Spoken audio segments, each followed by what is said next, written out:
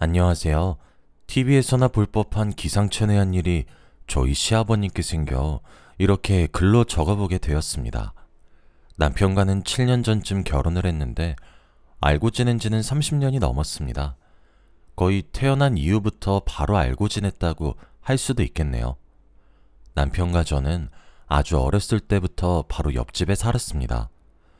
지금이야 개인주의가 강해져서 자기 아파트 옆집에 누가 사는지도 잘 모르고 별로 알 필요도 못 느끼지만 그때만 해도 이웃이 새로 이사 오면 수건이나 떡을 돌리곤 했어요.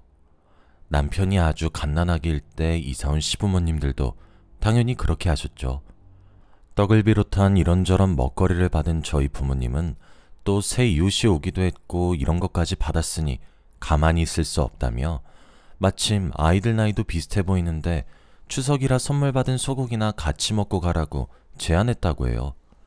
친화력 좋던 시부모님은 또 좋다고 그렇게 술 한잔 오고 가다가 시아버님과 저희 아빠, 남편의 어머니와 저희 엄마 이렇게 둘도 없는 친구 관계가 되었네요.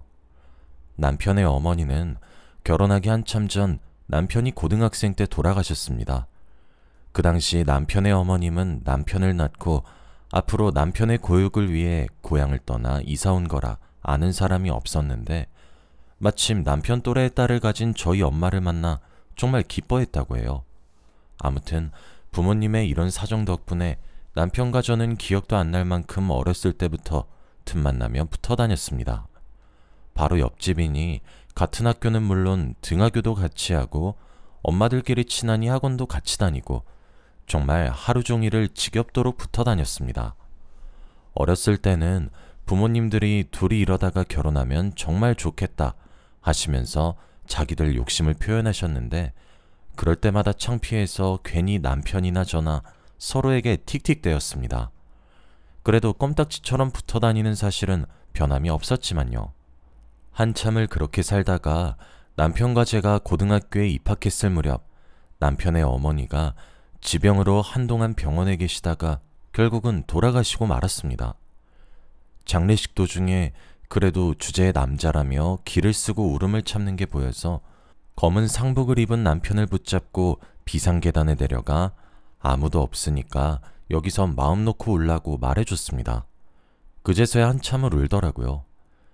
그날 이후로 저희의 관계가 조금 더 특별해진 것 같아요. 더 이상 친구라는 말로는 표현할 수 없게 되었습니다. 그 후로 남편의 아버지는 잠깐 시리에도 빠졌다가 남편도 있는데 어른인 자기가 이래선 안 된다고 느꼈는지 더 열심히 일하시며 사셨어요. 덕분에 하시던 사업이 잘 돼서 지금은 어엿한 중견기업의 경영자이시죠. 시간이 지나 고등학교를 졸업하고 대학에 입학할 무렵엔 남편이 제게 먼저 마음을 고백하길래 저도 기다렸다는 듯 바로 받아주었고 저희는 그렇게 연인이 되었습니다. 남편의 아버지와 저희 부모님께 사실을 밝히니 어렸을 때부터 붙어 다니더니 결국은 사귀냐고 놀리시며 좋아하셨습니다. 대학을 졸업할 무렵 저는 전공을 살려 박물관 큐레이터로 취업하고 남편은 계속 회계사 시험을 준비하고 있었습니다. 워낙에 어려운 시험이라 앞으로 얼마나 더 준비해야 할지도 모르고 합격한다는 보장도 확실하지 않았지만 열심히였어요. 그러던 차에 슬슬 나이가 20 후반으로 접어들어가는데도 남편의 합격은 깜깜무소식이고 결혼에 대한 얘기도 없이 저는 나이만 먹어갔죠. 혹시라도 이러다 예기치 않게 남편과 헤어지게 되면 혼기도 놓치고 나이만 먹는 거 아닌가 싶어 불안해진 저는 남편에게 가서 이번에도 합격 못하면 나랑 결혼 안 하겠다는 뜻으로 받아들이겠다고 큰소리치니까 다행히도 그 다음 시험에 바로 합격하더라고요. 우여곡절 끝에 저희는 이렇게 결혼하게 되었습니다. 신혼집은 마침 저희 집과 시아버님 집이 있는 층보다 2층 아래에 있는 집이 부동산에 나와서 조금 무리를 해서라도 그 집으로 들어갔어요. 주변에서 왜 굳이 부모님이랑 시아버지 다 계시는 아파트에 신혼집을 차리냐고 지겹지도 않냐 묻는데 저도 남편도 오래전부터 살아온 아파트라 애착도 가고 어차피 부모님끼리는 단짝 친구에 남편도 저도 갓난아기 때부터 봐왔으니 가까이 살아도 불편할 거 없어서 선택한 거였습니다. 아무리 저희 부모님이 계시다지만 남편이 떠나면 가족 없이 혼자가 되실 시아버님이 걱정돼서 내린 선택이기도 했어요. 얼마 지나지 않아 저는 곧바로 임신도 했어요. 앞으로도 다 같이 이렇게 별일 없이 행복하게만 살면 좋겠다 싶은 어느 날이었습니다. 시아버님께 갑자기 전화가 와서는 기니 할 말이 있다고 남편과 함께 저녁이나 먹자고 레스토랑으로 부르셨어요. 무슨 얘기인가 싶어 살짝 긴장을 하고 나간 자리에는 곱게 차려입으신 중년 여성분이 시아버님과 함께 앉아 계셨습니다. 시아버님은 그 중년 여성분을 산악회에서 만났다고 하시며 저희에게 소개하셨습니다. 마냥 산악회에서 만난 사이라기엔 이렇게 따로 소개시켜 주시는 이유가 있을 것 같아 저와 남편은 어색하게 자리를 지켰어요. 아니나 다를까 시아버님께서는 그동안 죽은 남편의 어머니를 생각하며 남편을 부끄럽지 않게 키우기 위해 최선을 다했고 그러기 위해 열심히 일하며 살았는데 이제는 자기도 행복을 찾을 때가 된 것 같다며 이 사람 옆에서 행복하고 싶다고 하시는 겁니다. 그 중년 여성분을 가리키면서요. 남편도 저도 당황하긴 했지만 전 시아버님의 마음을 이해할 수 있을 것 같았어요. 그래서 재혼도 시아버님이 원하시는 거라면 제가 맞고 말고 할 자격은 없다고 생각했습니다. 남편은 어떻게 생각할지 몰라 잔뜩 긴장이 있었는데 의외로 남편도 그동안 저 홀로 키우느라 수고하셨고 덕분에 이렇게 잘 자랄 수 있었으니 감사하다고 이제 아버지도 온전히 아버지가 행복할 수 있는 선택을 하라고 말하더군요. 괜히 코끝이 찡해져서 시아버님도 저도 눈물이 핑 돌았습니다. 시아버님 옆에 계시는 여자분도 선한 인상에 식사 내내 예절을 지키는 모습이 시아버님과 어울리는 짝이 될 것 같았어요. 집에 돌아가 저희 부모님께 오늘 있었던 일을 얘기하니 저희 부모님은 이미 알고 있었다고 몇 번 만나봤는데 사람이 참 괜찮다고 말씀을 하시더군요. 다른 사람도 아니고 오랫동안 시아버님과 교류한 저희 부모님도 그렇게 말씀하시니 시아버님이 좋은 사람 만나 인생을 다시 활기차게 사셔서 다행이다 생각했습니다. 두 분은 조용히 혼인신고를 하시고 시아버님이 살던 집에 시어머님이 들어오는 형식으로 살림을 합치셨습니다. 혹시나 팔자에도 없는 고부 갈등이 생기는 건 아닐까 잠깐 걱정했지만 다행히 그런 분은 아니신 것 같았어요. 서로 생긴 시어머님도 시아버님이나 남편은 물론 저까지 극진히 챙기셨고 저도 시어머님과 종종 백화점으로 쇼핑을 다녀오곤 했어요. 돌아가신 남편의 친어머니가 생각날 정도로 온화하고 자상하신 분이셨습니다. 그러던 어느 날이었습니다. 그날도 시어머님과 백화점에 가려고 시댁으로 올라갔는데 시어머님이 방금 막 씻었다며 옷 좀 입고 화장하고 있을 테니 거실에서 기다리라고 하시더라고요.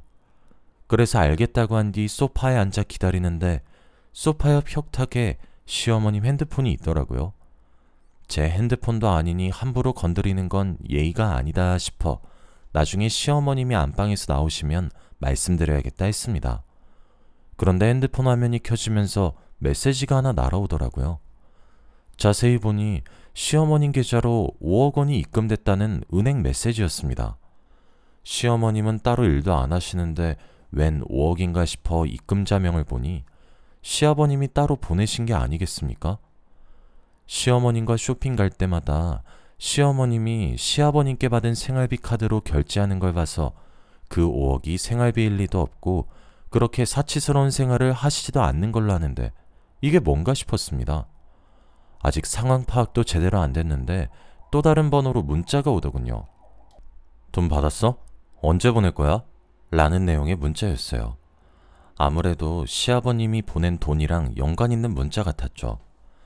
혹시 몰라 시어머님의 핸드폰을 테이블에 뒤집어 두고 저는 소파에 멀찍이 떨어져 모르는 척 시어머님을 기다렸어요. 시어머님이 안방에서 나와 자기 핸드폰을 보고는 어머, 핸드폰이 왜 여기 있지? 하고 혼잣말을 하셨죠. 괜히 찜찜했지만 대놓고 묻기에도 주제넘는 짓인 것 같아 그날은 그렇게 쇼핑을 다녀왔어요. 그리고 며칠 뒤 시아버님께 따로 찾아가 묻기로 했습니다. 조심스럽게 어제 시어머니께 돈 보낸 걸 우연히 봤다고 말씀드리니 시아버님이 한숨을 한 번 쉬고는 말씀하셨어요. 그 사람이 나를 만나기 전에 참 힘들게 살았어. 지금은 죽은 그 사람 전 남편이 도박 빚이며 술 빚이며 사채를 있는 대로 끌어쓰고는 그렇게 죽어버려서 전부 그 사람 몫이 됐지. 그때부터 피나기 일해서 갚아도 이자만 더 불어났다고 해. 하루는 소리도 없이 혼자 울길래 무슨 일이냐고 추궁하니까 그제서야 내게 사실을 말하더구나. 그날 이후로 내가 대신 그 사람 빚을 갚아주고 있는 거란다. 어쨌든 그 사람과 결혼했으니 내가 책임져야 하는 거기도 해. 너희에게 말하지 못한 건 미안하구나. 작은 돈이 아니니 혹시라도 너희가 탐탁지 않게 여기고 그 사람 진심을 의심하게 되는 게 무서워서 그랬단다. 이해해 주려무나. 시아버님으로부터 사실을 알게 되니 짧게나마 시어머님을 오해한 게 죄송스러웠습니다. 입금 후에 모르는 번호로 온 문자도 빚쟁이라고 생각하니까 앞뒤가 맞았죠. 그 후로 시어머님의 사정을 알아도 모르는 척 뒤에서 더 잘해드리려고 노력했네요. 맛있는 거 있으면 가져다 드리고 자주 찾아뵙고 그랬죠. 하루는 비싼 과일을 선물로 받아 저희 부모님에게도 가져다 드리고 그참에 시어머님과도 나눠 먹으면 좋을 것 같아 방문하려던 참이었습니다. 고작 2층 차이라 엘리베이터를 기다리기도 난감해서 계단을 통해 위층으로 올라가려는데 시어머님의 목소리가 계단에 울려 퍼지는 겁니다.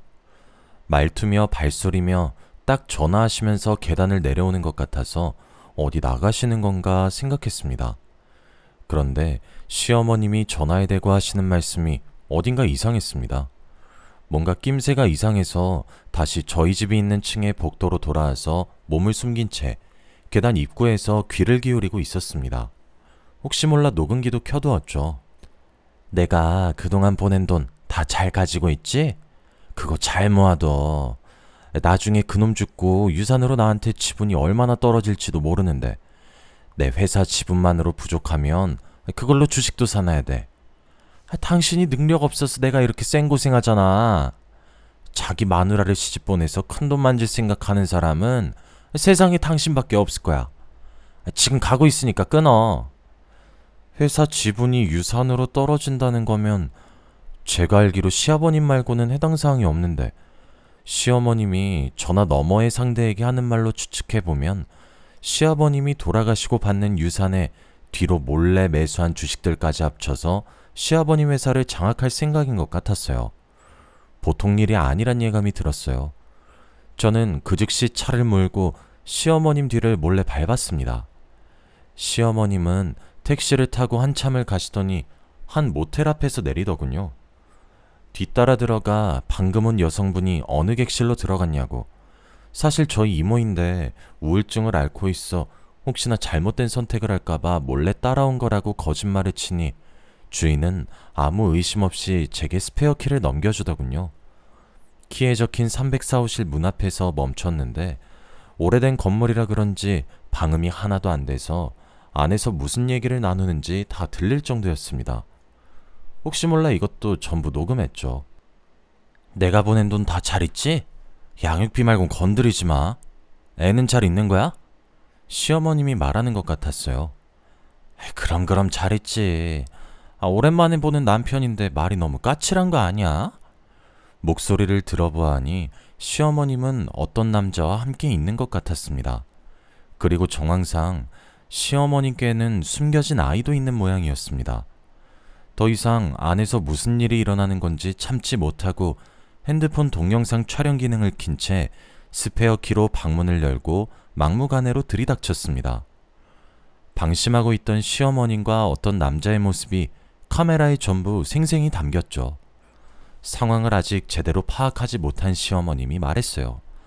새아가, 네가 어떻게 여길... 어머님, 전 어머님 끝까지 믿고 싶었어요.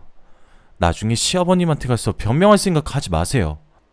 제 말을 듣자마자 시어머님의 표정이 싸늘해지더니 곧 고함을 치시면서 제게 달려들려고 하셨습니다. 이년이? 거기 안 서? 저도 깜짝 놀라 제게 달려드는 시어머님을 피하며 모텔 밖으로 달려나갔습니다. 차에 도착해 차문을 잠그는데 시어머님이 따라 나와 맨손으로 창문을 부술 기세로 쾅쾅 두드리기 시작하셨습니다. 이년저년 온갖 쌍욕들이 창문 너머로 들려왔어요. 그때 시어머님과 함께 있던 남자가 어디서 찾아왔는지 모를 강목을 들고 전방을 가로막아 제 자동차 앞쪽 유리를 깨부수려고 하더군요. 그때 저도 모르게 자동차 페달을 조금 밟아 남자가 당황한 틈을 놓치지 않고 황급히 빠져나왔습니다. 곧장 시아버님 회사로 찾아갔습니다. 숨을 돌릴 틈도 없이 언제 시어머님과 그 사람이 찾아올지 모른다는 두려움에 휩싸여 오늘 있었던 일을 들려드리며 녹음본과 동영상까지 보여드렸습니다. 이걸로도 못 믿으시겠다면 자동차 블랙박스까지 보여드릴 수 있다고 말씀드리니 시아버님은 어두운 표정으로 고개를 무겁게 끄덕이셨어요. 네 말 믿는다, 세아가. 나도 네가 처음 찾아왔을 때는 안사람 사정 얘기하며 두둔하긴 했지만 최근 들어 요구하는 금액이 이상하리만치 많아서 한번 알아봐야겠다 생각은 하고 있었어. 그런데 이런 일이 있었는 줄은 차마 몰랐구나. 나 몰래 아이까지 있었을 줄이야. 나 때문에 너까지 무서운 일 당하게 해서 미안하구나. 앞으로는 내가 다 해결하마. 시아버님이 그렇게 말씀하시고는 회사 전화기로 어딘가에 전화를 걸더니 와달라고 부탁하시더군요. 알고 보니 시아버님 회사 법무팀에서 일하는 변호사였습니다. 변호사님이 제가 찍은 동영상이며 녹음본이며 자동차 블랙박스까지 증거가 될 수 있으니 협조해달라고 하셔서 저도 바로 보내드렸습니다. 변호사님과 시아버님이 함께 이야기를 나누시면서 시어머님께 보낸 액수가 80억 가까이 된다는 걸 알고는 입을 다물지 못했습니다. 곧 법적 대응을 위한 조치에 들어가고 그때까지 근엄하신 얼굴의 시아버님은 그제야 긴 한숨을 내쉬며 눈물을 내비치셨습니다. 그리고 말씀하셨어요. 평생의 동반자로 함께할 줄 알았던 사람이 뒤에서 이런 일을 꾸미고 있는 줄은 몰랐구나. 내 살 날이 앞으로 그리 길지 않다는 걸 스스로 알면서도 욕심을 부려서 하늘이 벌이라도 내린 건지. 아버님, 무슨 그런 소리를 하세요. 너희 보기 부끄럽구나. 아버님 잘못이 어딨어요. 다 속이고 뒤에서 그런 짓을 꾸미는 사람 잘못이죠. 힘내세요. 저랑 남편은 끝까지 아버님 편이에요. 한 차례 위로해드리니 아버님도 조금 기운을 차리신 듯 보였습니다. 뒤늦게 사실을 전하니 남편도 헐레벌떡 달려와서 함께 분노해 주었어요. 제가 모텔에서 도망쳐 나온 이후로 시어머님은 자취를 감추셨습니다.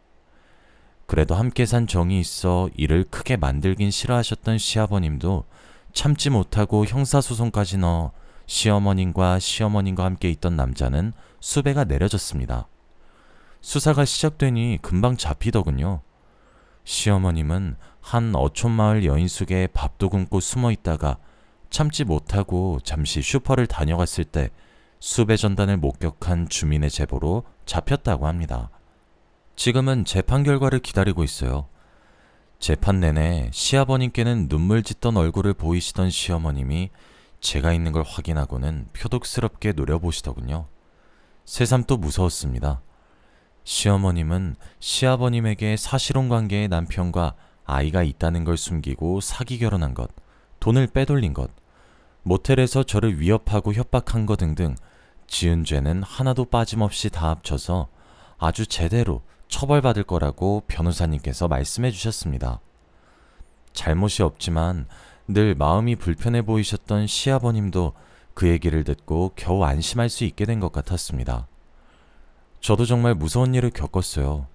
그때 만약 재빨리 도망쳐 나오지 못했다면 어떻게 되었을지 상상하니 소름이 끼칩니다. 한번 아내와 사별하시고 이제는 사기 결혼까지. 견디기 힘드실 시아버님을 위해 자주 찾아뵙고 자주 신경 쓰려 노력하고 있어요. 제 노력이 다행히 통하는 건지 시아버님도 전보다 기운을 많이 차리셨습니다. 이제는 새로 결혼할 생각은 없고 너무 가까이 있어 남편과 제가 본인의 행복인 걸 몰랐다며 이제는 저희만 보고 산다고 하시네요.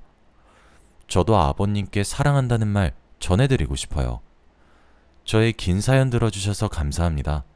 여러분도 늘 행복하세요.